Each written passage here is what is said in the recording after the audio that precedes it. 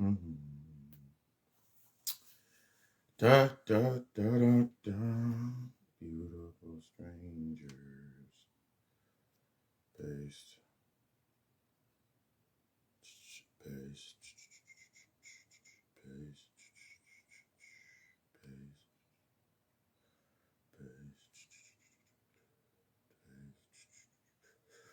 Paste. Paste. I want to see the sticker.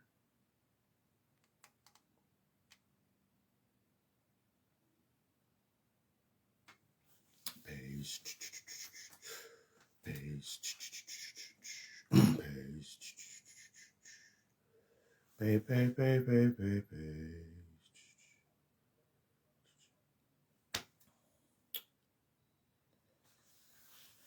The infamous table. What do you bring to the table? I don't know what I bring to the table. But that infamous table, one of the hardest questions, some of the hardest questions to actually deal with, have that conversation with, be inside of that space, is that table. That table, that table, that table, that table. Hello, I'm Papa Samdi. Of course, I'm Papa Samdi. I am your occult psychoanalyst, spiritual therapist, teacher, guide, all around trigger. And tonight I wanted to get into that question. I wanted to get into a couple of things. I want to get into a few things actually tonight. All better than to take the mask off before you put another mask on before all Halloween and all that shit. I wanna go in. I wanna talk about that aspect, that infamous table. This table. I wanted to sit inside the spot, got a lot of energy off my back. But I wanted to get into that table, that what do you bring to the table question. That question that a lot of people we keep going into, what do you bring to the table? I want to bring in the understanding of healing to define your purpose. Because a lot of times we sitting inside of these spaces with ourselves and we're not realizing that the reason, let me open this door so it's not echoing. The reason that we keep going inside a lot of these spaces is I didn't even realize. I remember if you asked me, let's start there. If you asked me about 8 or 9 years ago, what did I bring to the table? And then you recorded that answer. Let's say I recorded that answer, which we record those answers all the time. You asked yourself 8 years ago, what did you bring to the table? And then you recorded in your subconscious. And then you come to your current state of self in this current state right now being present. And you listen to your recording. Could you break it down? Could you break it down and be honest with yourself that what you really brought to the table, the things that you brought to the table at that point in time were not yours.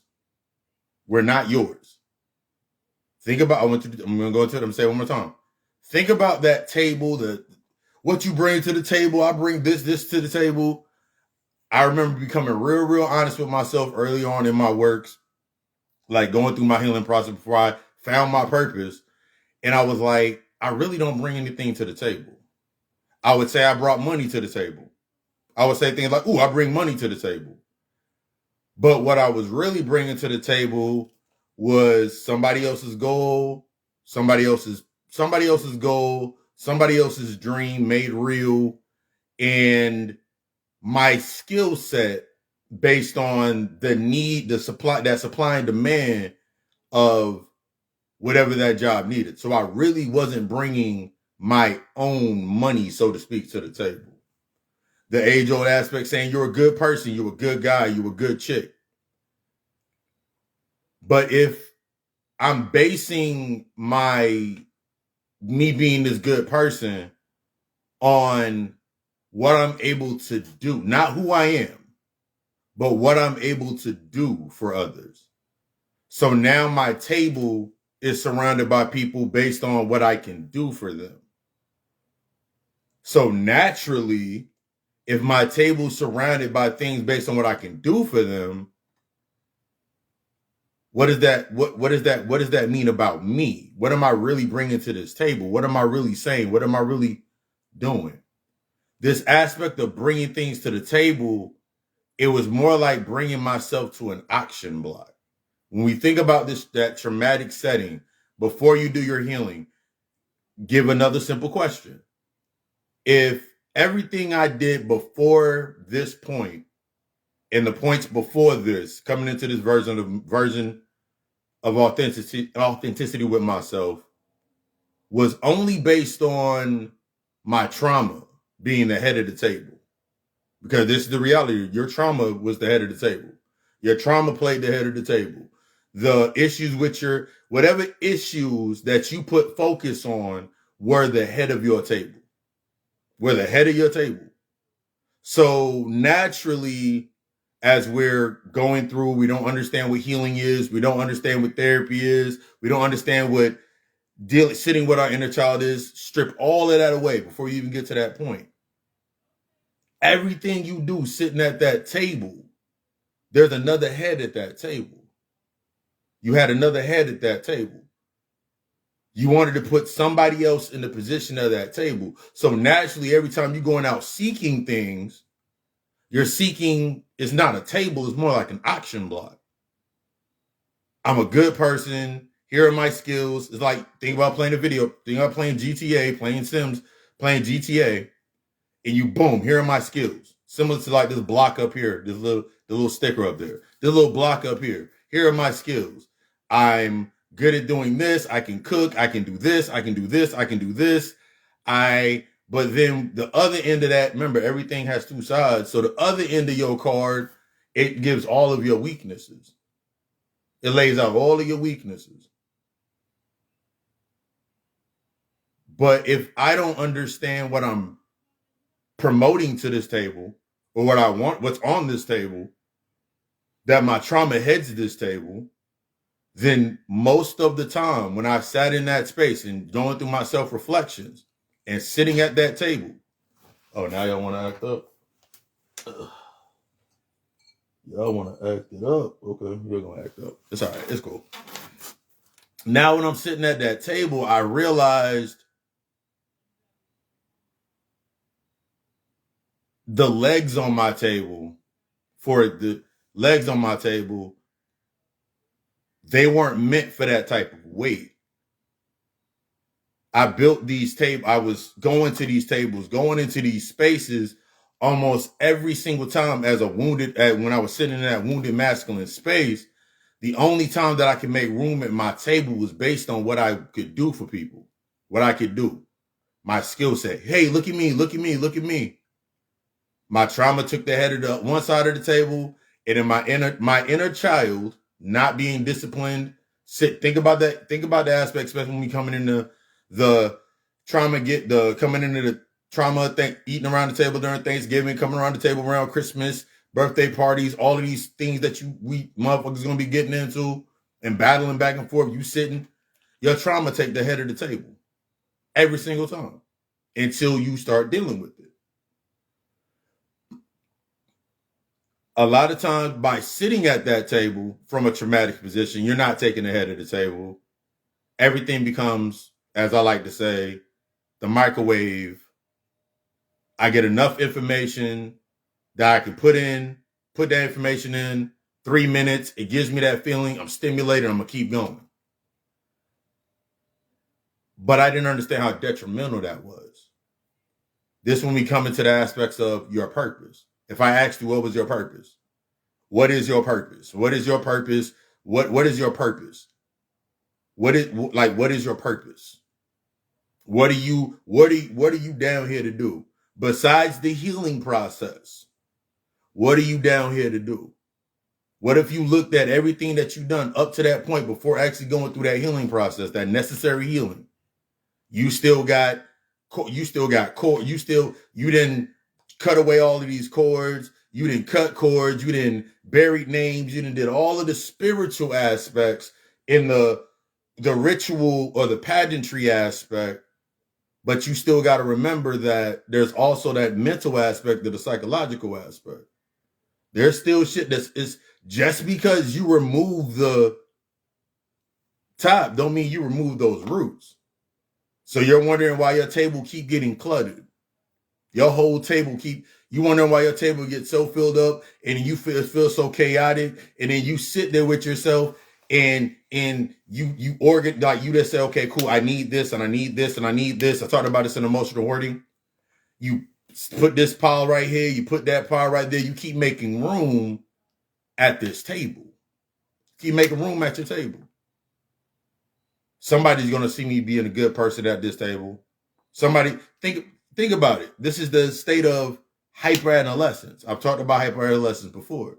Most of the times when we're building out these spaces in that hyper state of mind, that hyper state of adolescence, because we haven't come into that authentic aspect of ourselves. Most of that shit, this is where you start looking and you wondering, I want shit to be instantaneous, or I'm gifted. Ask yourself a question. I want you to ask yourself this question. I've asked myself all of these questions. I ask my clients these questions. Ask yourself the question.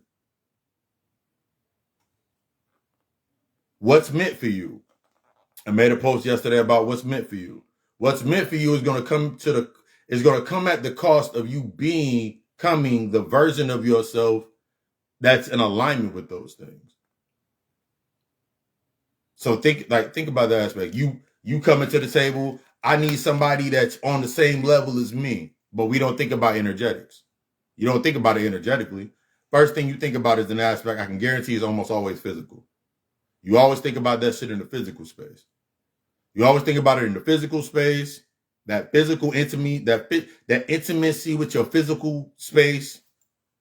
And then you come into the experimental space, that experimental intimacy. That's when you I'm going to try hard with this one. I'm going to try hard in this relationship. I'm going to try hard in this friendship. I'm going to try hard in this job.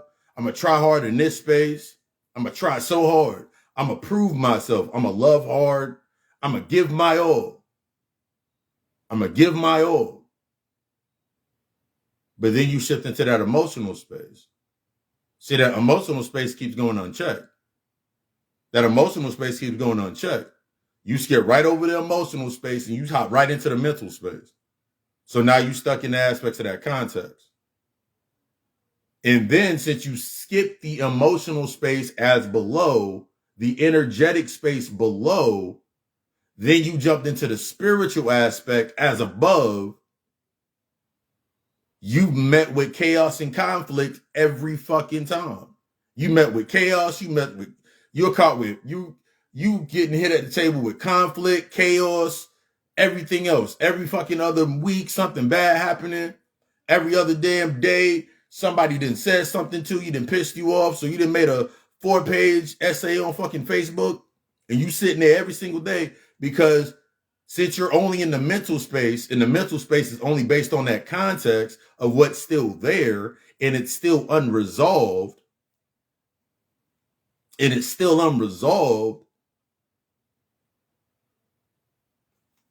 still got that unresolved. So now that unresolved comes to the table. You know damn well you have issues with your aspect in, you don't even like, so I'm gonna use an example. I broke down an example in the post I made the other day. In the aspect of you being secure, you don't know what security is. You know what insecurity is. In your mind, in that mental, in that intimate space that you like to go over the surface with, you're intimate with insecurity. You're intimate with insecurity.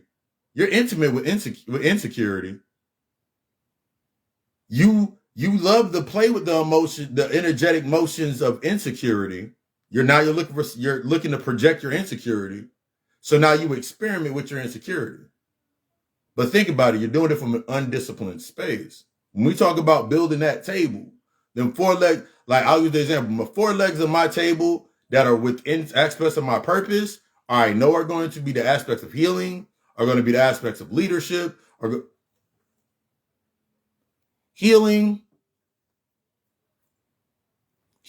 purpose, leadership, and growth. Those are my basic 4 legs to that table, to the basic table that I had to create. Before even building that table, I had to tear down all the other tables. Go into the good old Bible that everybody wanted to going against. Go into the good old Bible. When Jesus was going in there tossing around tables, I had to go in there and toss around these tables and move these tables out of my way so I could actually start building it on my table.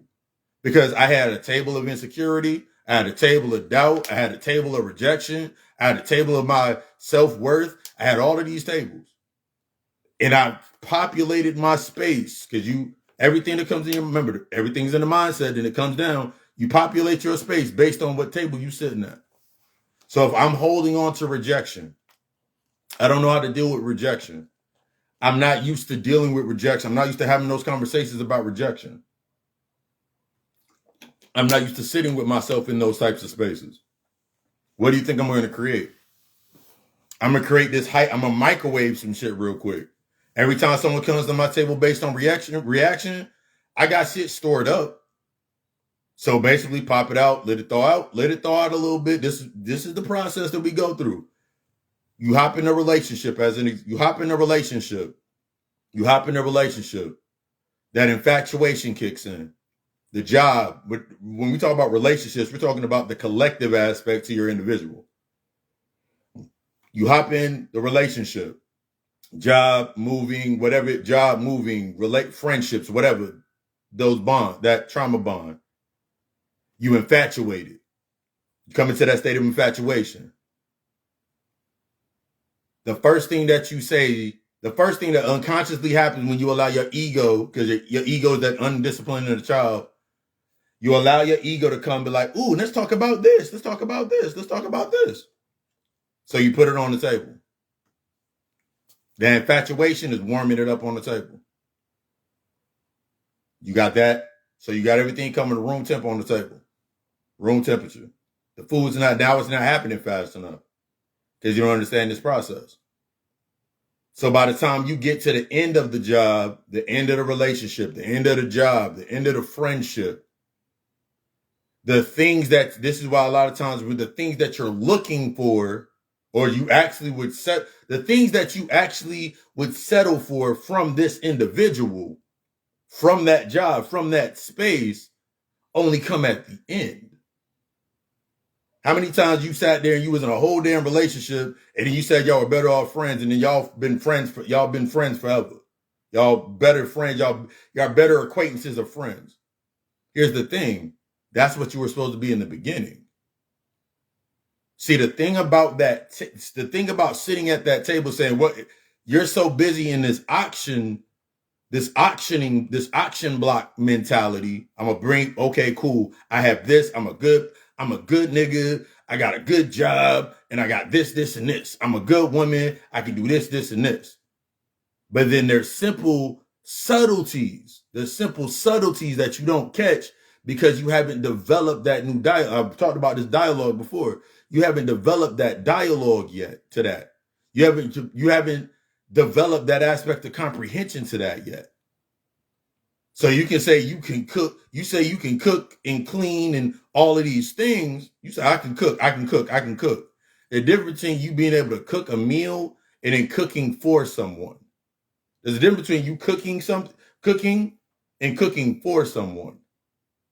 So you can cook for yourself, but if you've always cooked out of a state of survival, you develop your skills, your dialogue, how you move. That table that you set up is only based on eating, based on survival.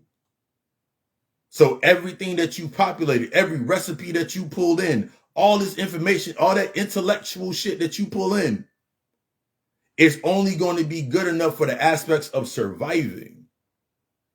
It's only going to be good in the space of survival. You develop the skill, you develop that skill set. And then you're sitting there saying, like, let's go to another example. So all you can do from a state of survival is move things in a state of that hyper state. You take it from the survival state to a hyper state. Because you're going to try to move it as fast as possible so it doesn't distort. Because that distortion is the emotional, the energetic underline. That distortion is that mental aspect, that insecurity. If I move fast enough through this space, I can dodge, I can jump, avoid the insecurity, avoid the shame, avoid the guilt, and I can call it something else. I can call it, use another, go into another, we're going to get into all of these tonight. Go into the aspects of hyper, when you go into hyper, when we're talking about hypersexuality. Let's go, that narrative, the hypersexuality. I got a high sex drive. No, you don't. Drive equates to direction. Simple thought process. Simple. The program is subtle and simple. Drive equates to direction. So if I have a high drive, what direction am I going? What direction? What's the direction? What's the course of action for this drive? What is this program going to lead me into doing? What is this program for? Oh, this program is to avoid that. When I was 11 and 12, anything from how I developed my sexual skills to even going into the deep when I deal with my clients and we're talking about the aspects of your sexual trauma. Even going into the aspects, and when we talk about the aspects of sexual trauma, remember, it's more than just, whenever I talk about sex, it's more than just physical. That sacred energy, it's a sacred energy exchange. That shit starts in the aspects of being mental. That starts as being mental.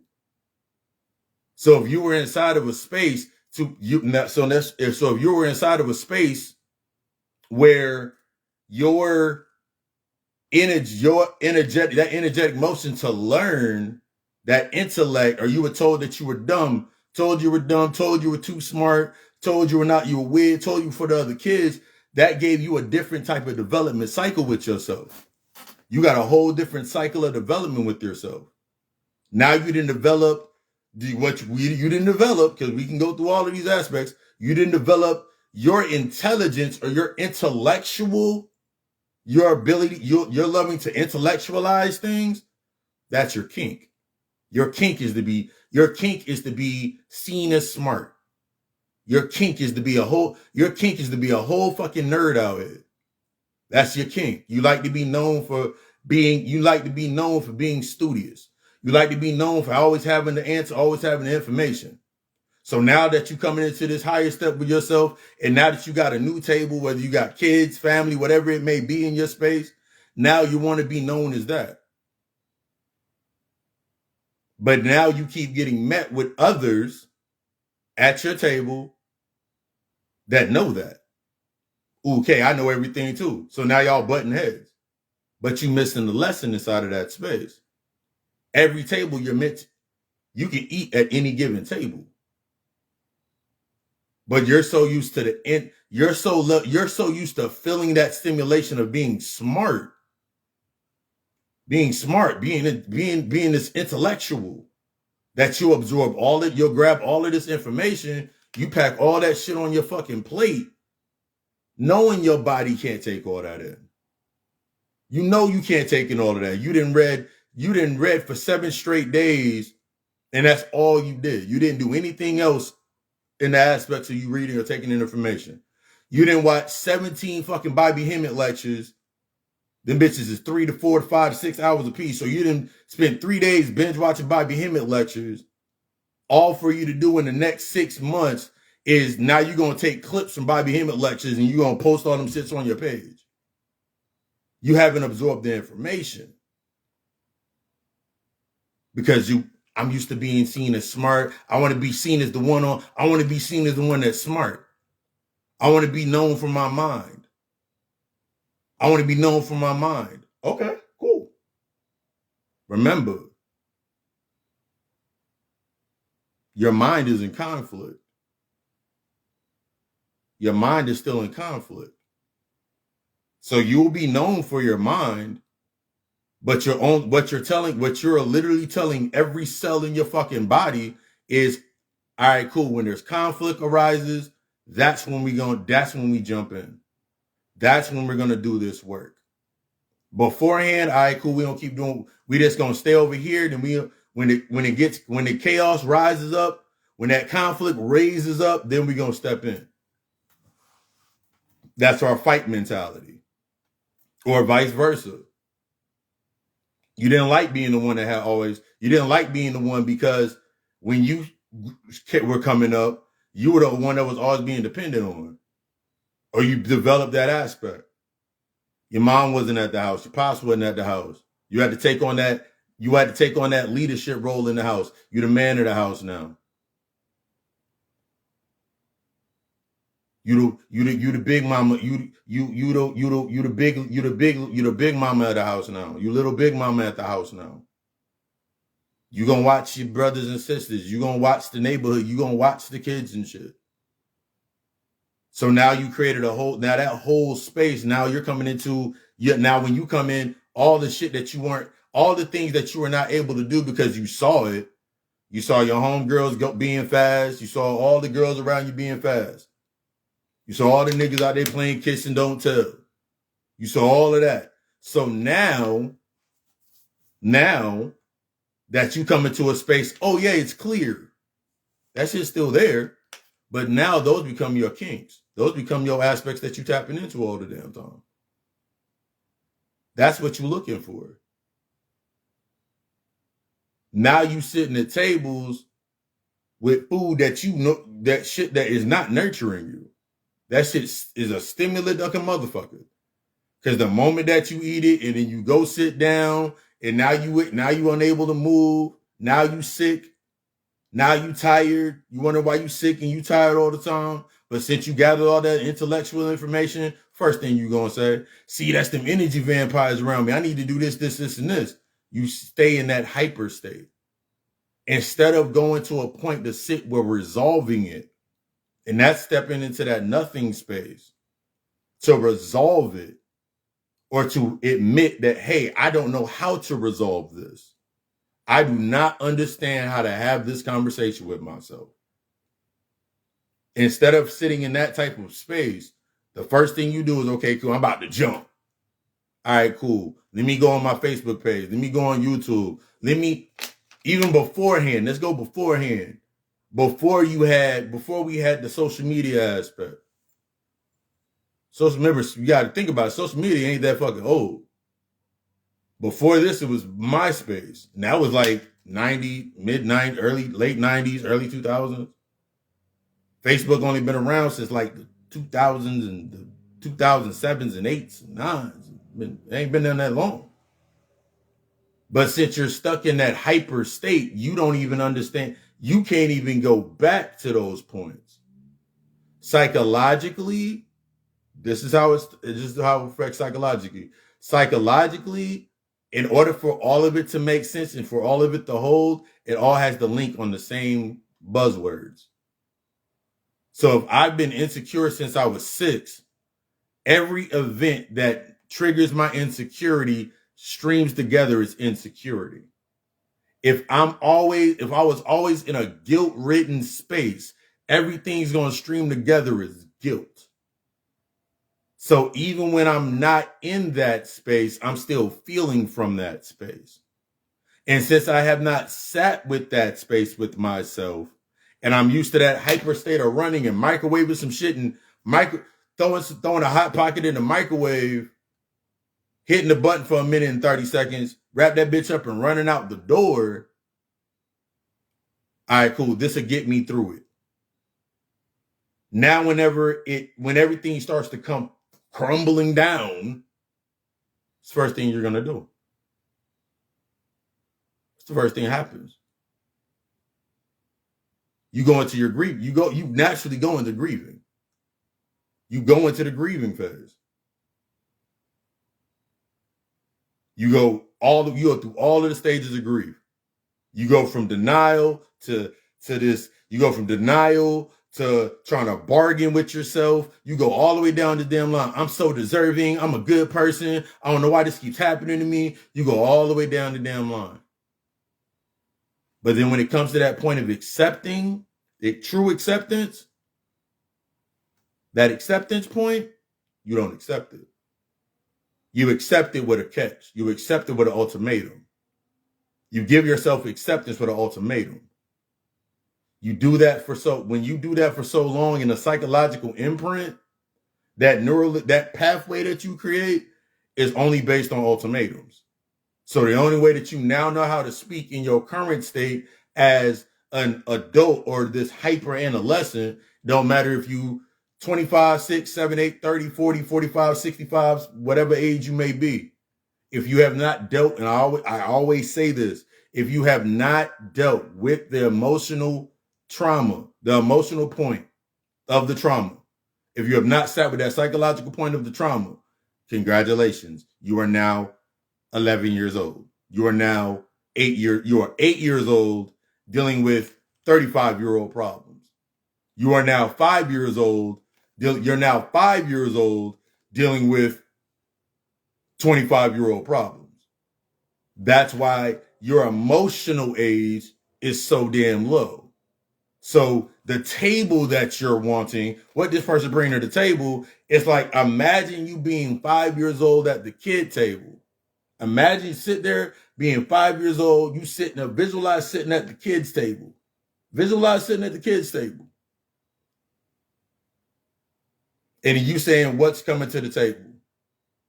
And you got to accept I don't want to accept that. So now you created that hyper state. Now you created this hyper path, that hyper pathway for yourself. And the longer that you stay within that, guess what happens? Now you're stuck within the delusion. See, until I understood that healing process, we are not doing this. Nope, we're not doing that today. All right, cool, block. Until you go through that healing process, the importance of going through that healing process. And it's more than just, hey, I'm going to put my hand on you and move your energy around. That's one part. This shit comes in two parts. Or think about it like this. Cut once, measure twice, cut once. We keep skipping out a part. We've gotten so used to skipping out parts and passing it on and leaving it over there. I'm putting it in that corner. I'm keep putting it in that corner. But you forget the other part. Sitting with your inner child and having a conversation with your inner child. One of the biggest things that I get in my clients is I say, yo, you're going to write a letter to yourself. One of the biggest things that I get in my clients is you're going to write a letter to yourself. I want you to write through all of the emotional points. I want you to write through all of the emotions. When you get sad, when you start getting angry, keep writing. When you start getting all teary-eyed and the tears and the snot bubbles is flowing, keep writing. When you start getting really, really, really anxious, breathe and keep writing. When that doubt kicks in, because it's going to kick in, when that doubt kicks in, keep writing. When your ego tries to give you an ultimatum, we can come back to this later, keep writing. You're going to write until you feel nothing. There is no limit when I give my clients this exercise. There is no limit to the length or the amount of pages of that letter. But when you get to the point to where you feel nothing, that's when you state your decree of your apology. That's when you state, I apologize for holding all of this in. I apologize for not knowing how to honor us in these ways. I apologize for trying to make this seem normal. And from this point right here, this is where we're going to begin. From this point here, we're going to begin. sign your name, and then we can start going deeper into the sessions. But you have to go through that part of the process. The biggest thing that I've noticed in the aspects of when we think about this in the spiritual aspect is since we're so trying to avoid our traumas and avoid what's happened to us inside of that space. Since we're so used to avoiding these, I'm going to avoid it. I'm going to jump over here. I'm going to jump a timeline. I'm going to stay in the astral plane. I'm going to do this. I'm going to go over here, do this. Now you living in the delusion. And the only thing you're living in that delusional state, the delusional mindset. And now you're dependent. This is your codependency. The roots of most of your codependencies is to subdue vices, subdue your vices, subdue your urges, subdue your kinks, to subdue something. You're trying to subdue because of the fear of submitting. Because as long as you can subdue, you can become exposed and you can say, well, hey, that's my shit. But as I've talked about this before, there's a difference between subduing and submitting to your process. You subduing to your urge, to your kink, to your urge, your kink, your vice. So now you're trying to use your vice and build a skill set around your vice. So now that you build a skill set around your vice, so your vice is at the core, you built your skill set around your vice, and then you populated your space so your vice stays in play.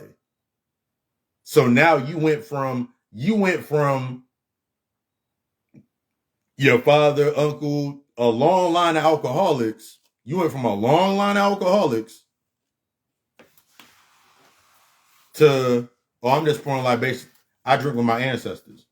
You went from a long line of alcoholics, trying to avoid becoming an alcoholic. You went into social drinking. Now you drinking all the time. Now you going talking about, I'm just pouring it up to my ancestors.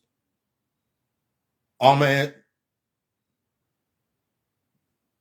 think about that. Really think about that process. This is we don't be thinking about processes. If my whole, like my mother's side, all of my uncles on my mother's side, they were alcoholics. So until I sat with a narrative, I've talked about this before earlier on in my shit. Until I sat with that factor and really understood what led them to drink, I didn't understand that just because I didn't do that, just because I wasn't drinking, did not mean that I did not just transfer or emancipate, which is the transfer the drinking into something else. The same way that they drank was the same way that I went to work. The same way that I did all my jobs. I was working all the time. The same way I would try to be everything inside of a relationship and feel powerless when I couldn't do what was needed inside of that space. So I'm naturally trying to, I don't need my value to, I don't want my lack of value in myself to be exposed. That's what I'm saying, but I'm not hearing it. That conversation wasn't being had. That dialogue wasn't coming to the surface. I could say that I'm tired and I'm tired and I'm angry and I'm frustrated, but it was coming to the surface as I'm tired of being disrespected. Because I didn't realize the only way that I could feel disrespected is if I was living inside of a fear state. The only way that I'm tired of people misusing my loyalty is because I was living inside of a fear-based state with myself. I was living in that fear state. So my respect, the way that I value respect was transactional as hell. What could this person do? This person did this. They got my respect because they came from where I came from. They came from where I came from, so they automatically get my respect. I didn't realize how asinine that was. Because now, living in the fear-based state, Now my trust is based on the trust in the love, in that love-based state, and the aspect of you being in a higher state of yourself. That actual aspect of trust is based on capacity and ability. See, my trust was based on access. My trusting people was based on proximity and staying in a state of complacency. Proximity and complacency. As long as I could see them, greetings. As long as I could see them, as long as they were around me, I could trust them. As long as they didn't do it in my face, I could trust them. I could trust them. They could sit at my table because I can trust them, because I will always say, hey, they sitting at my table. And when they sit at my table, they don't do that type of shit. So now I'm stuck within the complacency. So my loyalty is external. See, the fear-based state, you keep everything external. My loyalty is external. So since my trust was based on proximity, my loyalty was based on complacency.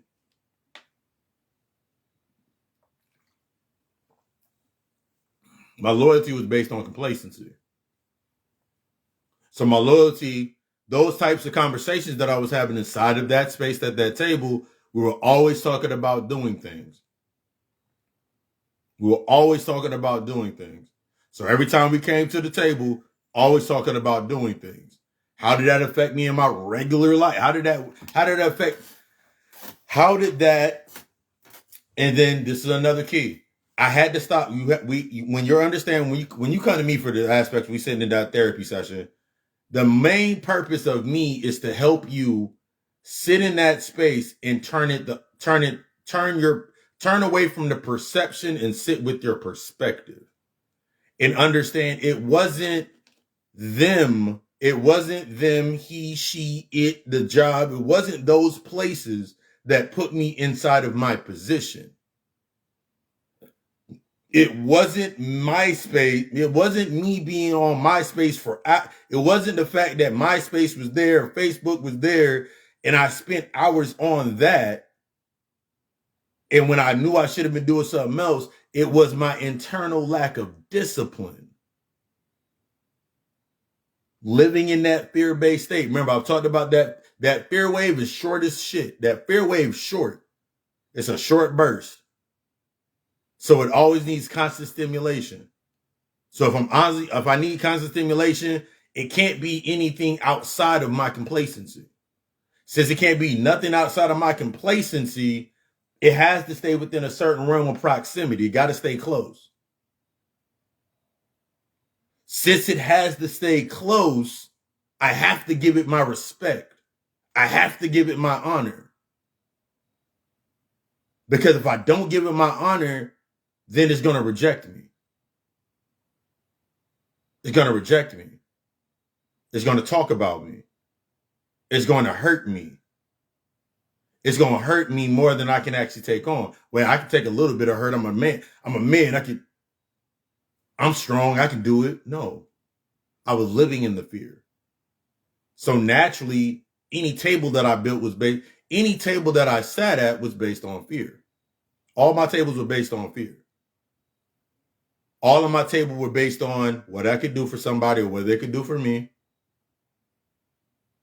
And then I get upset because in my mind, the concept of sitting with the emotions, I didn't understand that true trust is based on capacity and ability. See, when we come into that love-based aspect, the higher-based aspect, you being in balance and you find that balance, you're in wholeness, that whole aspect with yourself, that's when it's a whole different ballgame. Love is a state. Love and fear are states. Heaven, hell. We can use heaven and hell. Love is a state. In the higher state, when I'm sitting in that love state, my respect becomes automatically unconditional. Unconditional respect. Because now it's from an internal center. My worth, my value are now set into the terms of my respect, my standard, my structuring, my stability. That's how use discernment for my respect. So regardless, I can because now, since my respect is not under my respect is not based on under fear, I can accept others for where they're at. And since I can now accept ones for where they're at, and my respect based on no matter how disrespectful, how somebody comes at you, yes, there are times where you may have to say some shit.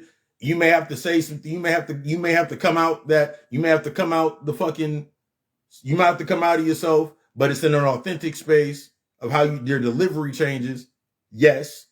But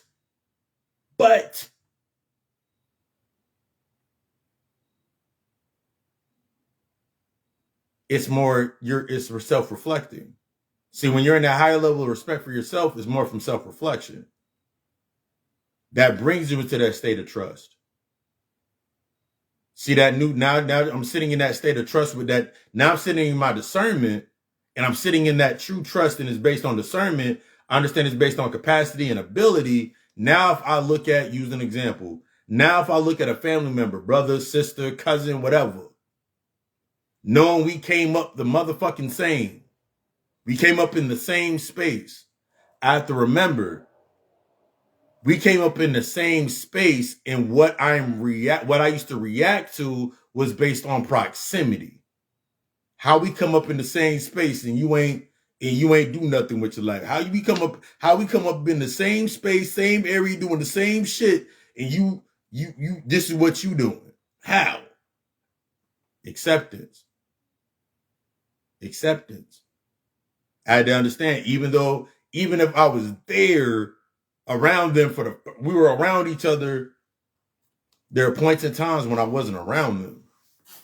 This is just in that human factor. There's times I wasn't around them. I don't know what they're thinking.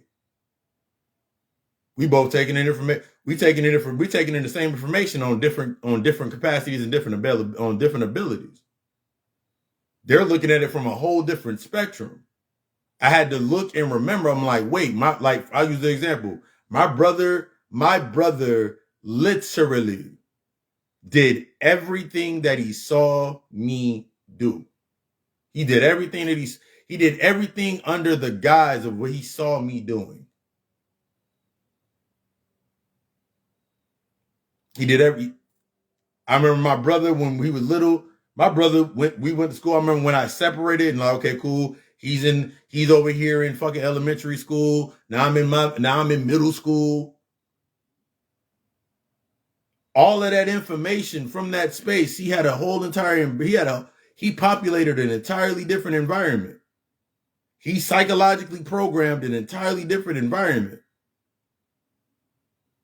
This goes into why it's so important. Like, you sitting in a space like, oh my God, but this is a lot of times you get stuck on, oh my God, but it's my sister, it's my brother, they have their own shit. The only thing that you can do is establish that example with yourself and set the terms, your boundaries, your terms to, hey, I got a table over here. This is my table. This is the standard at this table. This is the structure of this table. This is the type of things that happen over here. That's all you can do. But when I was constantly stuck on this fear of being rejected, this fear of not being accepted, these fears of not being seen as me, I didn't know the version of me that I was trying to keep for them to stay safe. I had to keep becoming the old version of myself. It wasn't until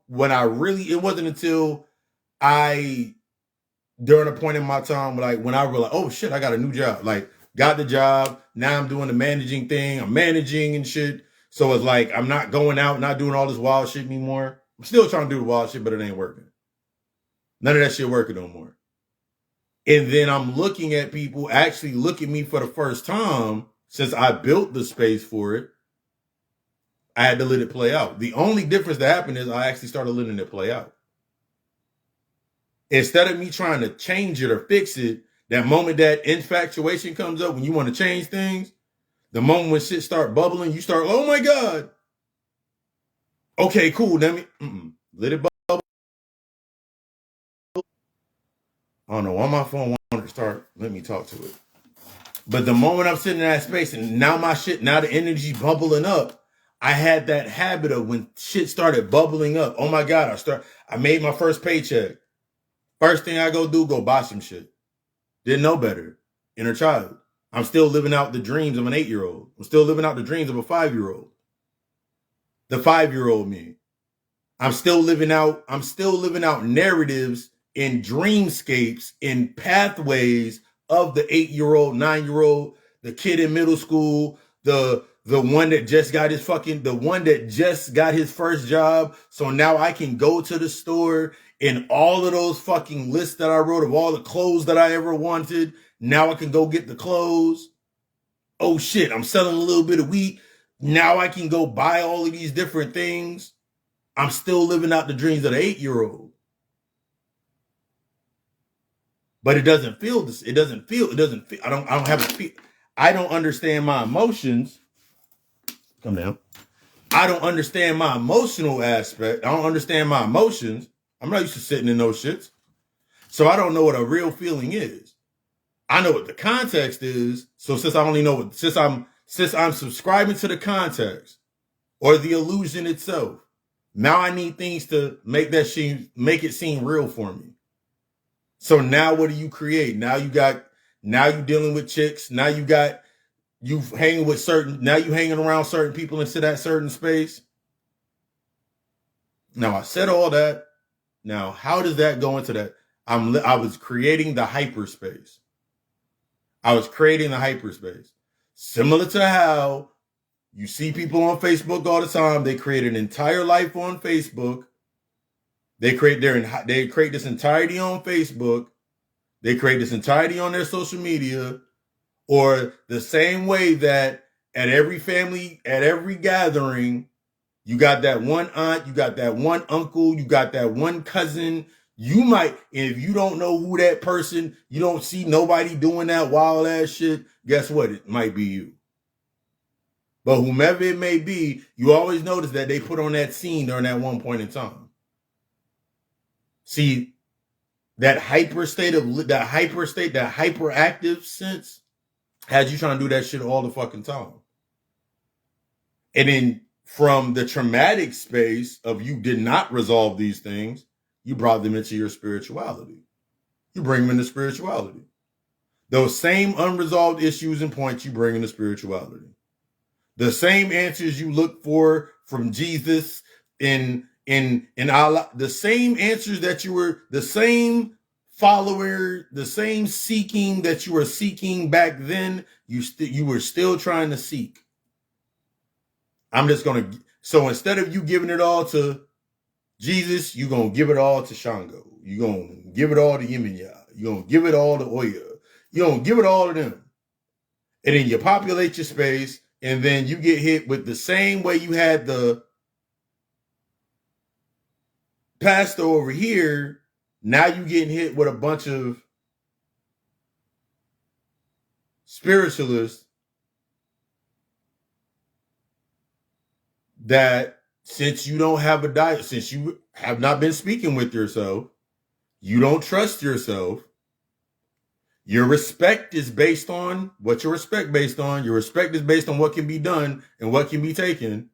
Your trust is only based on proximity and complacency and staying in that complacent state.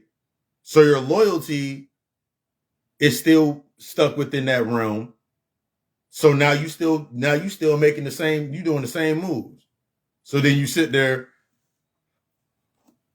oh my God, I can't believe this happened to me. It's okay.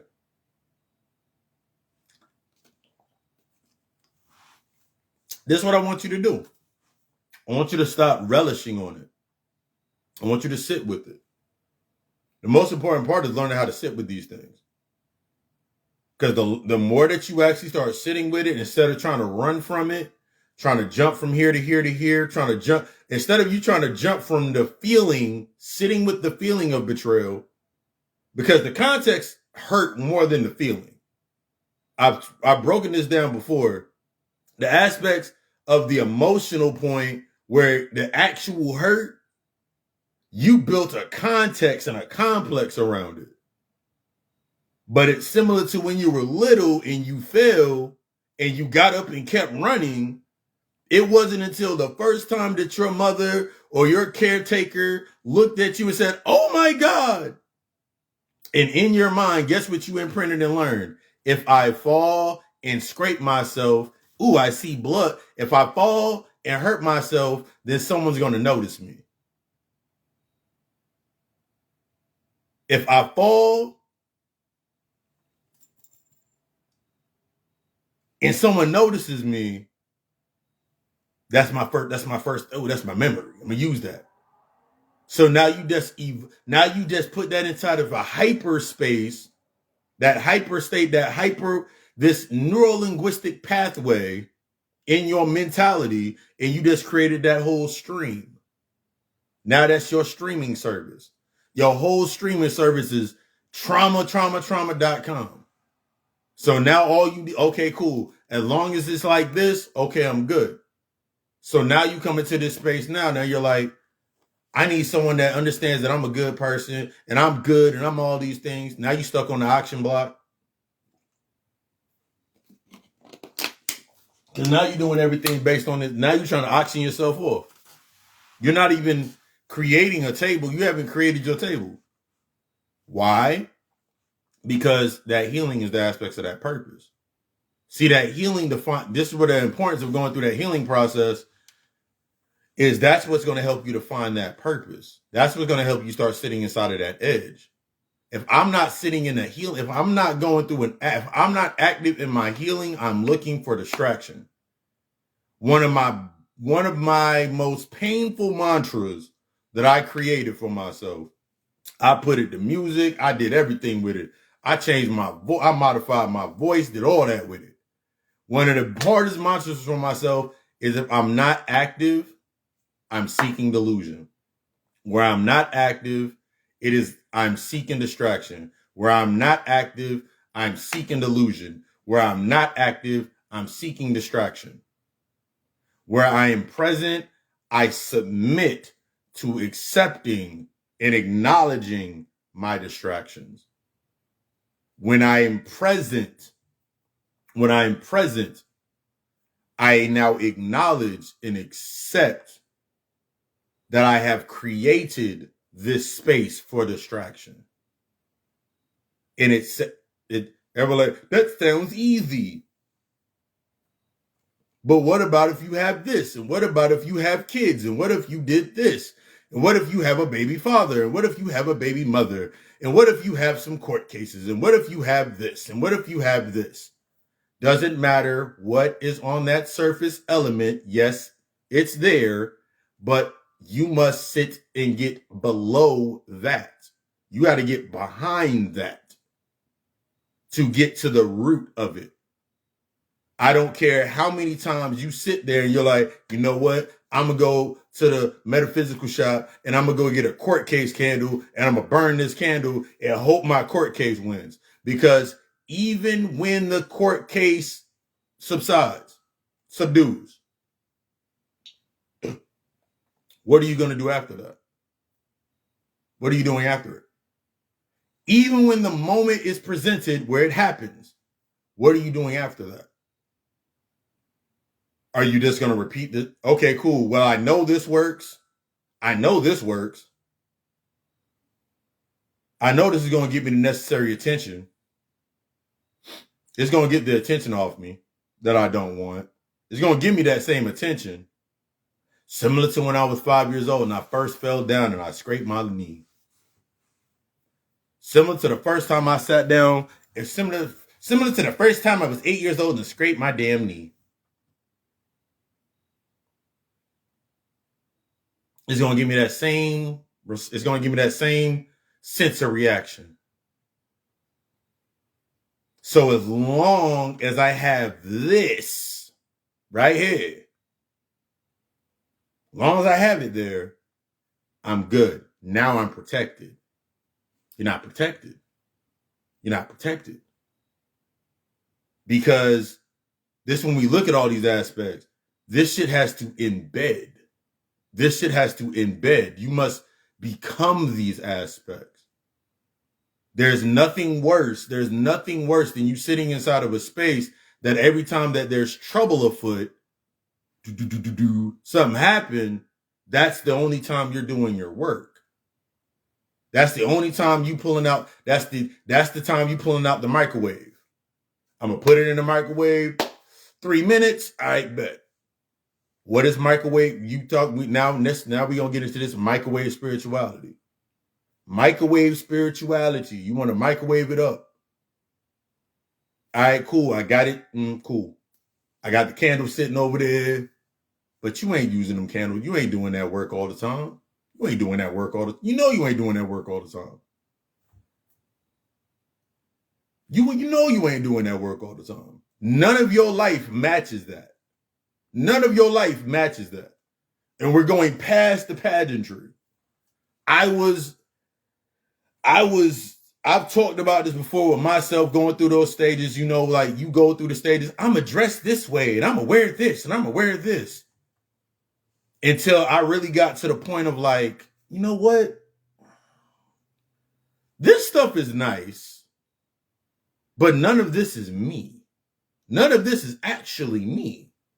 I don't know who this version of myself is because I cannot be consistent with this because I'm not at that level. See, the thing about you coming into the aspects of that true respect and the trusting yourself, this trusting aspect, when we talk about loving self, there's a trusting aspect. There's an honesty to this. Your capacity and your ability at the space you are at now. See that infatuation and have your ass go buy 19 fucking candles. You went and buy 19 fucking candles. You saw this skull. You saw a skull in somebody fucking video. So you went and got that. You went and ordered that skull off Amazon. By the way, I didn't get that skull off Amazon. You went and got a skull off Amazon. And then you said, okay, cool. I want some crystals. I want my throat chakra to be revved up. So then you went above my head right there is my beautiful stone. And then below that's my pendulum, my first pendulum ever that I ever made. So you went and got all of the items because you saw them. And then okay, cool, I'm going to do all these things.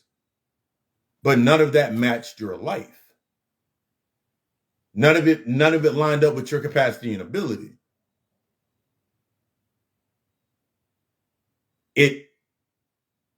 The chaos or the infatuation to it is what you kicked into. Like, I'm infatuated right now. I'm going to meditate for 2 weeks.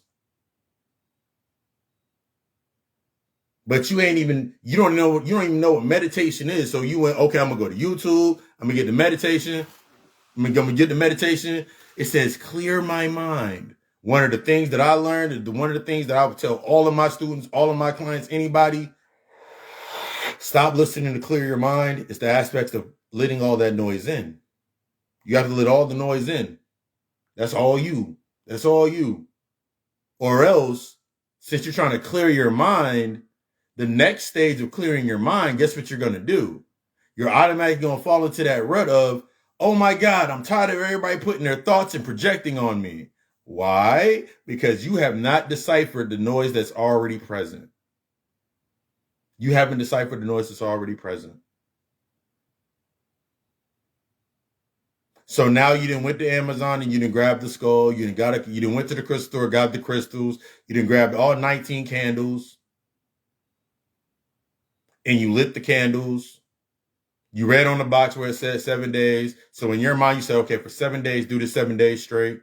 So your consistency, your capacity for consistency is only 7 days long.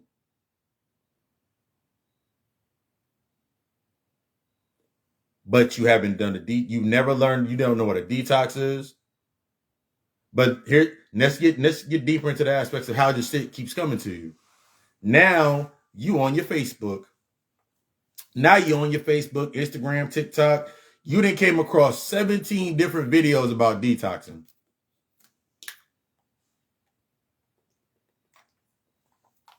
And fasting. You done came across 17 videos about fasting and detoxing. You turn your nose up at that shit. You turning your nose up at that. Not realizing that you asked the Most High, universe, spirit, whatever you want, whatever you calling it. My grandmother set up at the top of my shit. You asked them, I need to clear my space of the things that are holding me down and holding me back. Spirit hits you with like, all right, let that motherfucker see these 17 detox videos and fasting. How do you feel about fasting? I don't know what fasting is. While you're sitting there inside of that space, you're putting your intentions, and the simplest aspect of it is whatever you put your attention on powers your intentions. So you looking at the detox and the fasting videos, 3-day fast, 7-day fast, 30-day fast, 40-day fast. So then by the time you get to the video, 7th day go by, shit ain't working. Now you in a calamity. Now you see some nigga now you didn't see somebody do a 40-day fast. And you're like, I can never not eat for 40 days. No one told you to. See, you skipped the person that was doing the 3-day fast. You skipped you skipped that aspect of thinking to yourself and learning. Because one of the things, this is what I teach my students and clients, of if I can't let go of it for 72 hours, it is a vice. If I cannot let go of it for 72 hours, it is an urge that is rooted in an unresolved point. It's unresolved. So in order for me to do this work, I must sit with that first. Because you asked for abundance. You burnt the green candle. You asked for abundance. What are you abundant in your life? You listen to the mantras on YouTube telling you that you're abundant. What are you abundant in your life? What state of mind, what state are you in? If I'm in a fear-based state, I am in abundance of respect that's based on what can be done for me or what I can do. If I'm in a fear-based state, then I'm abundant in trust being based on proximity. The closer something is in proximity to me, the more physical it becomes. So now you're looking like, okay, cool, I thought it was just abundance was just money. Now that's what the most proximity was to you.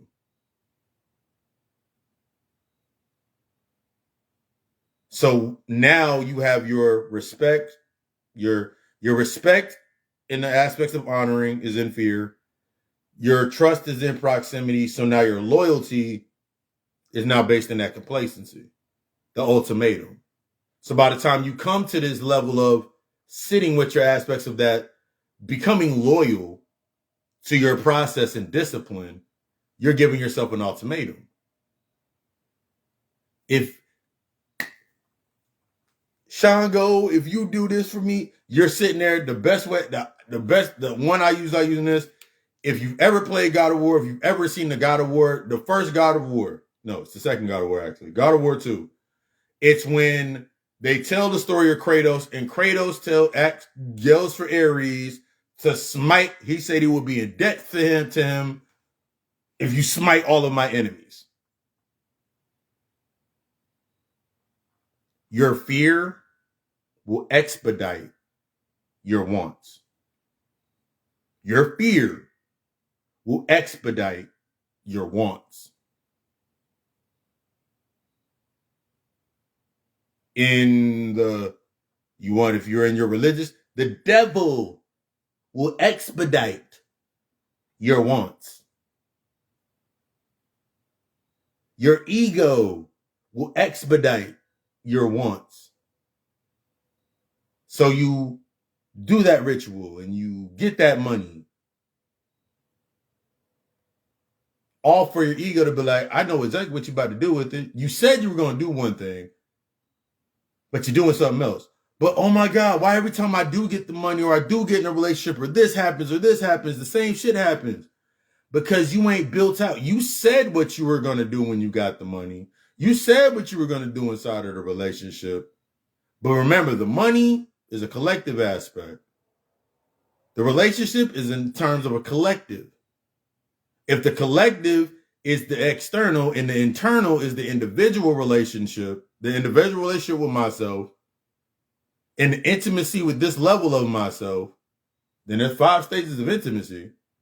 And I can't even master the physical aspects of intimacy. That means the most I'm going to do when I step outside of that physical boundary, the physical bounds, the material world, is I'm going to go into the experimental space. That's duality. First stages of duality, the physical and the experimental space, i.e. physical intimacy and experimental intimacy. I'm stuck in between these 2 spaces. My physical intimacy is based on my traumas, the inconsistencies, the discrepancies inside of my life, my unresolved. That's how my space was created. My experimental aptitude, capacity, and ability in trusting in proximity is only going to be based on trauma bonding. So I'm going to keep trying different trauma bonds until they work. So my thought about my emotions, the thought about my mentalities, the thought about my spirituality is going to be stuck in a state of being hyper fixated. These are in a state of being hyper fixated. These are suspended. My emotional capacity, my mental ability is suspended. So now I'm in a state of hyper fixation, trying to make these points reach to these points by skipping these points. I'm trying to skip these and get to this. Damn these, I'm trying to be this. So now I'm hyper fixated in my aspects of being spiritual. But when shit start popping up that I don't understand, I use the false mind or my intellect. So I stay within logic. I stay within the context of logic. I use that same context to form what I'm emoting. I'm not understanding. I don't have emotional intelligence. So I'm only intellectualizing my intelligence. That's when you have everybody talking about, oh my God, everybody's a narcissist. That's when everybody's a spiritual vampire. That's when everybody's coming at me. Nobody want to see me win. Nobody supports me. Then you experiment based on doubt. Then you receive things based on doubt. You stay there long enough, yes, you will get some shit based on doubt. So now you're wondering why everybody that's coming to you is coming to you based, and they all got that same doubt based, and they all say the same thing based on doubt. And it sounds very good because you ain't used to feeling emotion.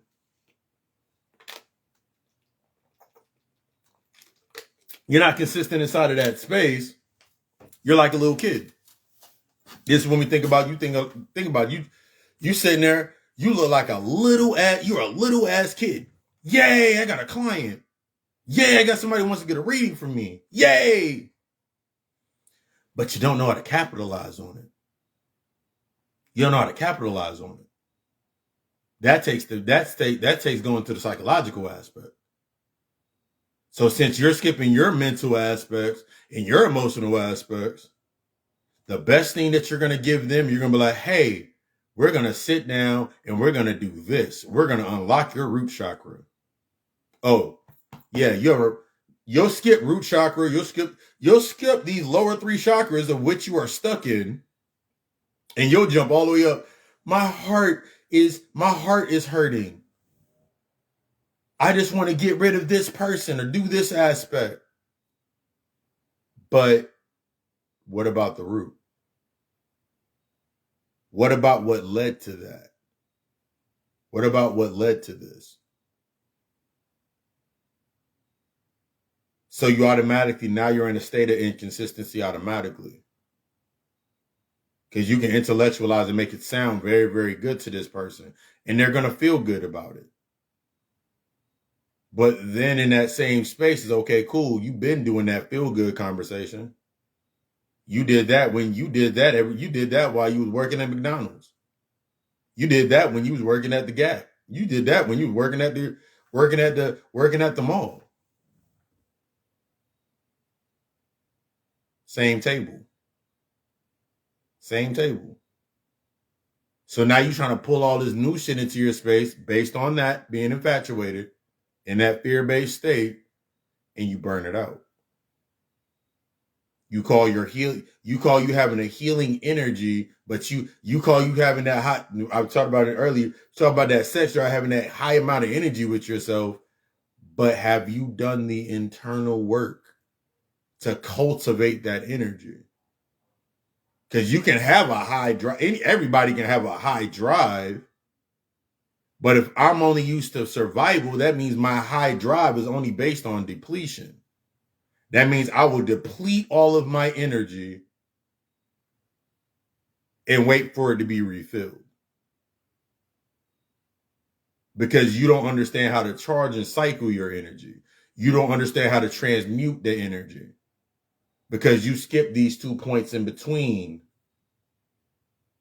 Oh my God, my energy needs to be resolved. I need to go do some grounding. All right, now you go do the grounding. But if I don't know what's being released from what is unresolved, how do I know what I'm dumping off?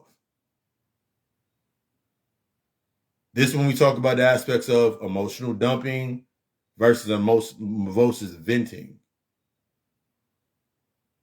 See, that inconsistency, it'll have you every other day grounding. When you come into that state of consistency, your grounding becomes a natural part embedded into your cycle. Like my cycle, for instance, after we done with having our conversation, around 9:30, between 9:30 and 10 o'clock, that's my self-inventory time. That is pristine time to myself that I've developed inventory, self-inventory. That's the checks and balances of the day. The energy that I spent, any conversations I had, anything, I take inventory of all of that before I even hit the shower.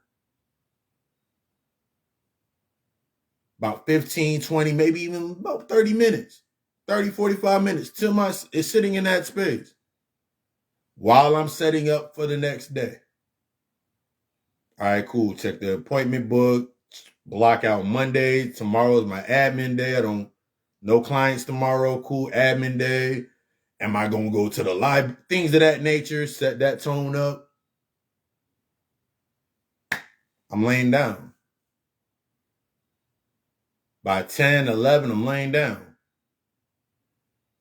If there are any conversations between 9 and 10, 10 and about 12, because I'll be up till about 12, that conversation has to be in alignment with, that's a boundary that you've now created. Then I'm going to show you how we break down and create that boundary. I'm up every day, Monday through Friday at 4 a.m. I might lay there for 30 minutes and allow all of my energetic bodies to sync to the body.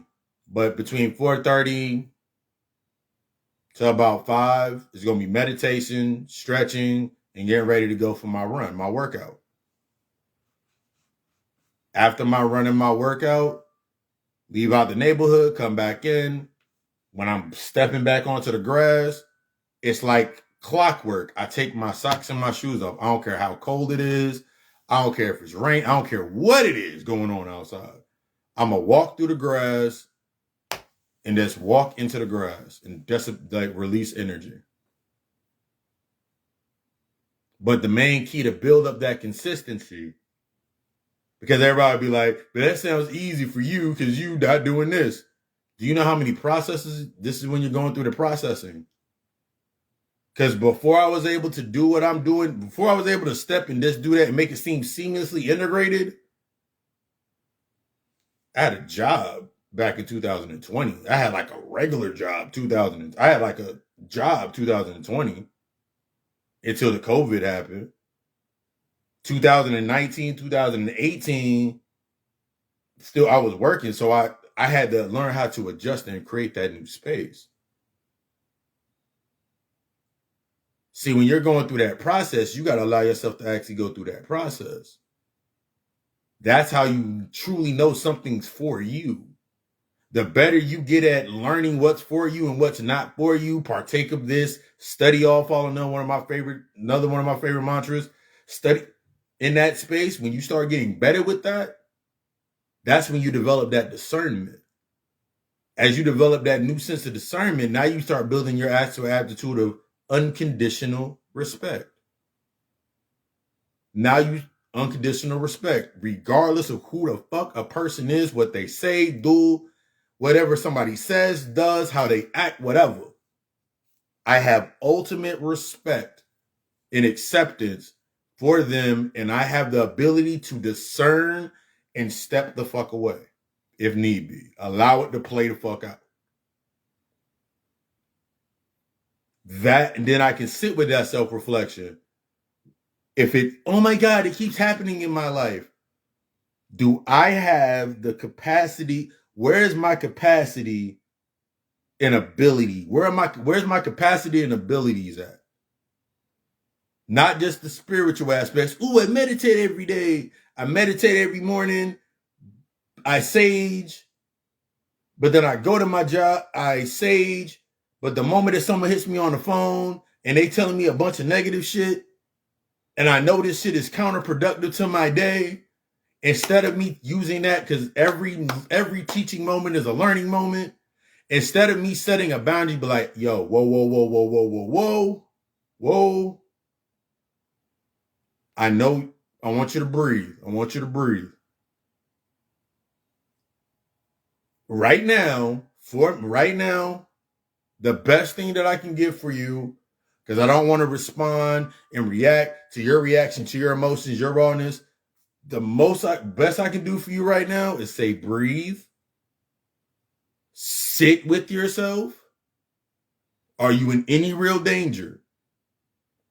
Are you in any real danger? Or are you just having an emotional, raw moment? Set my boundary. But like, if you're in danger right now, all right, cool. Let's have this conversation. Let's handle that first. But if you're just calling me to say, last night, your significant other did the same thing they did the last 3 nights, I'm not right now. Not right now. And yes, everybody's tone is going to be different to be saying that, because you got to learn how to speak that dialogue for yourself. That's one of the things that I aid with my clients. So now as you're developing that new space, because this is the thing about this table. I can't build a table without establishing what that table is made, how that table is created. I can't say I want something to bring something to the table if I have not created the said space that can hold that in that space. I can't do that. I could not sit here we're building further to the example of the day. I could not build out my client list. My client list was the last thing on my mind. How much money I was going to make was the last thing on my mind. Because that used to be the first thing on my mind. From that fear-based state, staying in fear, that was the first thing on my mind. Yo, how much money am I going to make doing this? That was the last thing on my mind. Until I could create that space for myself. So going through that process.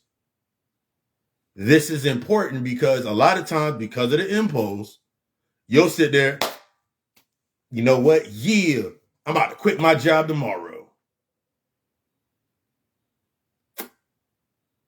Okay. Because you had a visualization and you started visualizing yourself as a person. From the intellectual aspect, you let that infatuation kick in. You went and listened to Think and Grow Rich by Napoleon Hill. Excellent book. You went and read that. You went and listened to that audiobook or read a couple pages of that book, and you got to the part of the book where it said, write out your day, write it out exact, and you skipped over the writing it out exact part. And then you went, so you skipped those pages, you skipped the writing out exact, writing it out as far as you can write it out. You skipped over that because you were trying to go look for the quick answer, but that was your answer. That was the answer right there. There's a part in when you listen to the audiobook and you read the book where it says you have to write out your day exact. Write out what you are giving up. Write out what you're giving up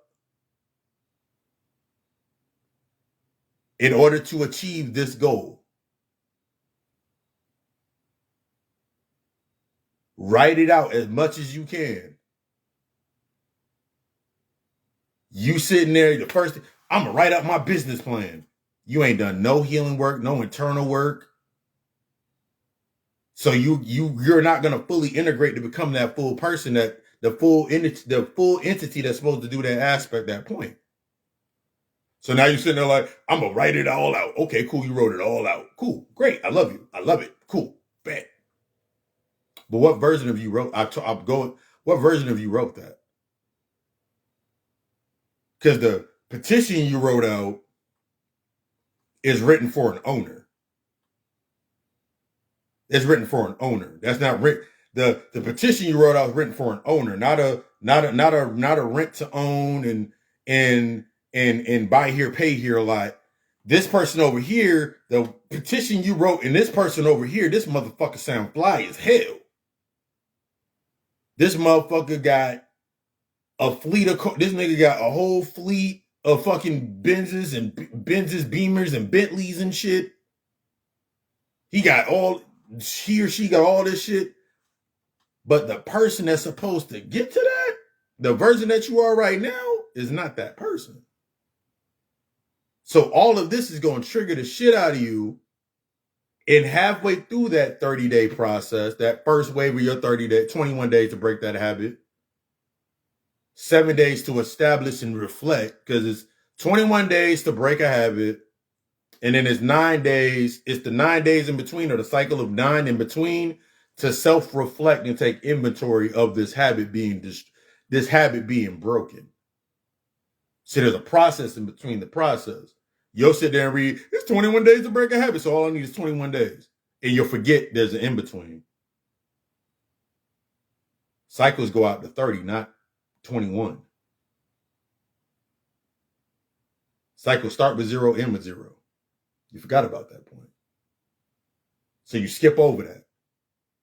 So then you wrote your whole petition and you wonder why nothing coming true on your petition, because you ain't nothing in alignment with nothing on that petition.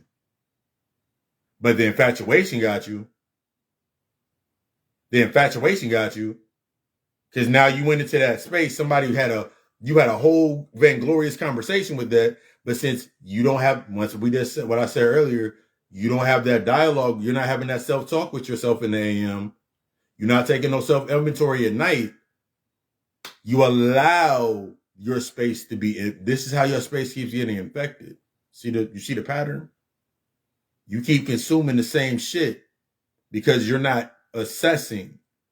You are not assessing based in, you're not in a state of consistent, active assessing. You do just enough to say, okay, I did this, now I'm going to go do this. But here's the key. Think and Grow Rich, it breaks down for you, okay, cool. When you're really sitting with that process, when I started sitting with that process,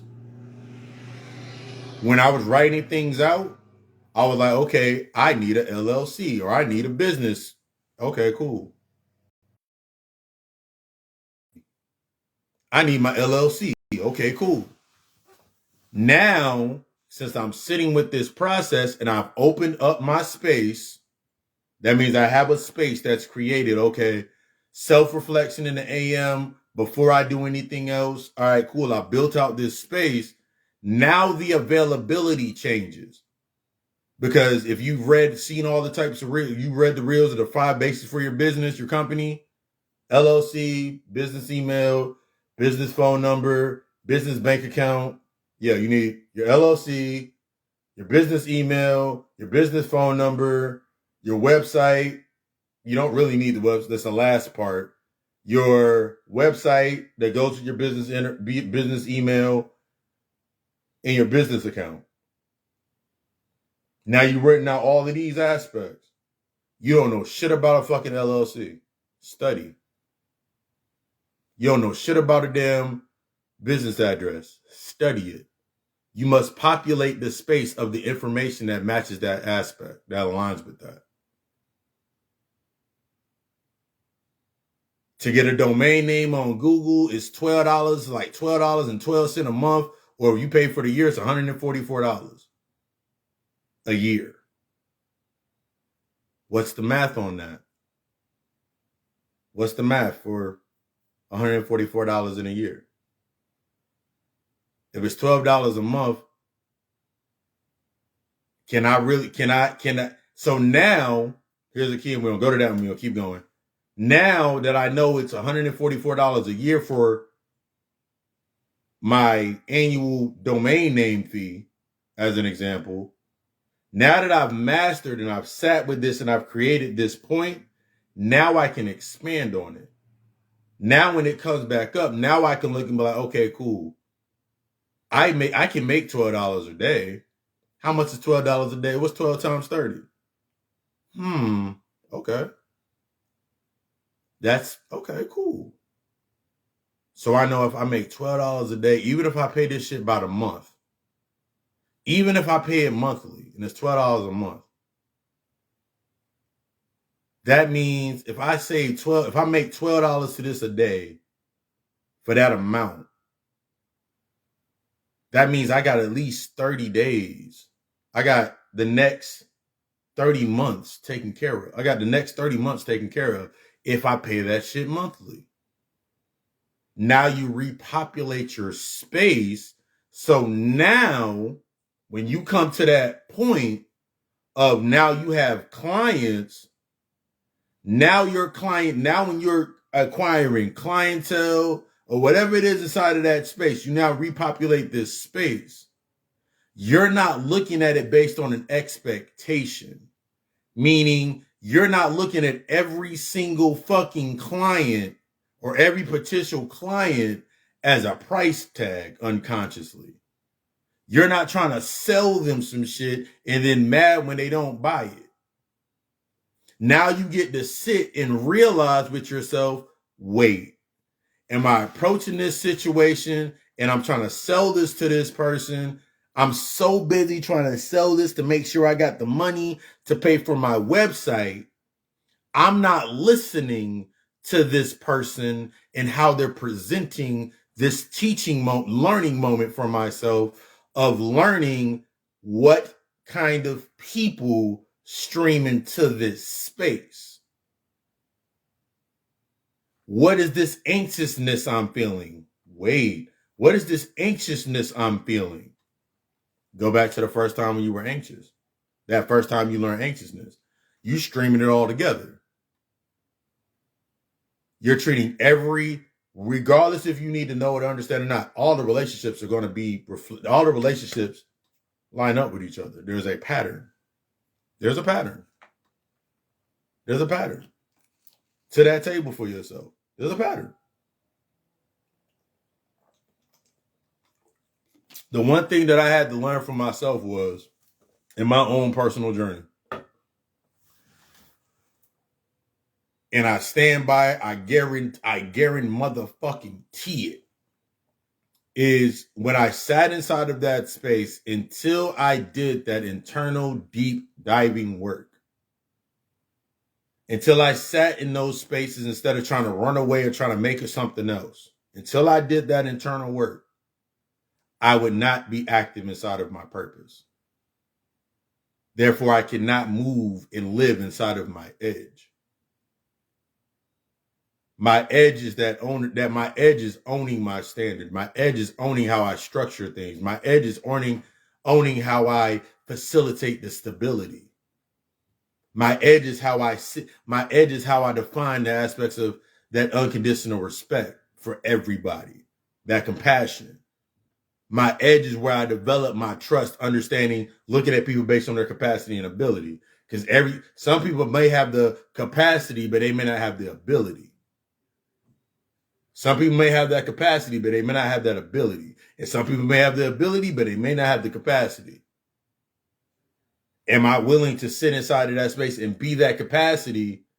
And from what angle? Am I taking this angle of being the capacity inside of that space from an angle of teaching or enabling?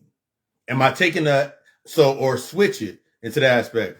This person has the capacity, but they don't have the ability. So if I'm going into that space, am I taking on this ability from a level of teaching? Am I going from this space of healing, as I got it up in the top, the healing, leading from my purpose, guiding, protecting in that angle, that level? Or am I enabling this person never to have to move?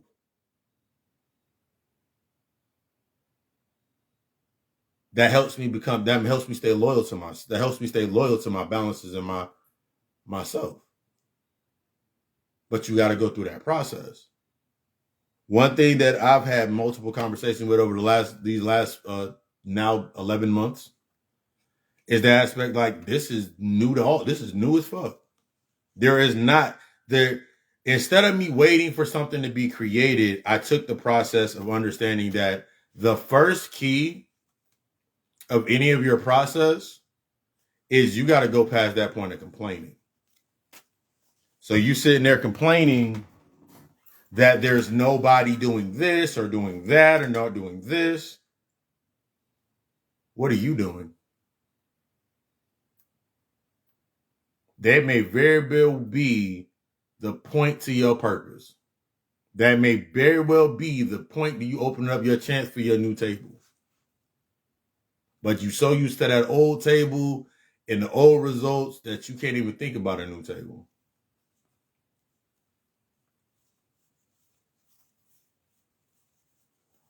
On and furthermore. This healing process, one of the biggest things for myself as we come to this close. Hello, I'm Papa Lucifer Samdi. I'm your occult therapist, your occult psychoanalyst, spiritual therapist, shaman, life coach, whatever moniker you want to put it on. But I have one thing that stands above everything else. I desire you to be the fucking best. I desire you to be the fucking best. I do this from a space of I don't do this from a space of because I know how it feels. I do this from a space of, I don't do this from that space of I know how it feels. That's why I do this. I know how you feel. I do this from a space of so you can explore how you feel. Because I love the process of exploring how I feel. So I've created a space so you can learn that feeling, learn those emotions, learn how to work with your energy, learn how to work with your energy in that space, learn how to resolve those aspects, create those new neural linguistic pathways, sit with your inner child and do the inner child healing, do the past life regressions, do the cutting, go through the cutting process. Say that one more time. I do not do this because I know how it feels, because I know how you feel. I do this from an angle of I understand I understand the basis and how that shit must feel and the necessity for creating that space. My services are not just dedicated to, I am talking to a bunch of dudes, talking to a bunch of men or a bunch of women. Everybody needs to go through that healing process. Fellas, instead of you sitting there becoming part of that, becoming the counterbalance to the bitter baby mother and the bitter women clubs, trying to stay this real one forever. It's time to sit. It's time to come sit. It's time to come sit down. But you gotta want it more than men, ladies. You want something. You feel like you need something. Which version of you, on both ends of that table, which version of you wants it and needs it? And let's use this reality of a timeline. If you sitting inside of your space and you've been wanting the same thing since high school, and you now in your late 30s,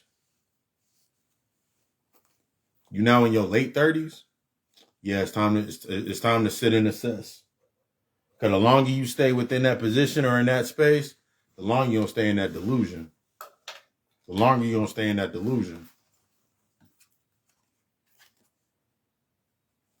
Until you assess your table, you're going to keep saying, yeah, my table is built in front of all my enemies. You got to remember, your prime enemy is you. Your prime enemy is you. Who sits at the head of your table? You or your trauma? Who sits at the head of your table? You or your trauma? Who sits at the head of your table? You or your unresolved emotional conflict? Who sits at the head of your table? Who sits at the head of your table? Over these last months, last few years, I started owning my position at my table. And I'm only going to go forward. Nobody can want this more than you. Nobody can apply to the mechanics before you apply to your own mechanics. Appreciate y'all for stopping through. I'm about to do my self-reflection, do my self-inventory, and get ready and stay ready. I love you. We love us. Ashe.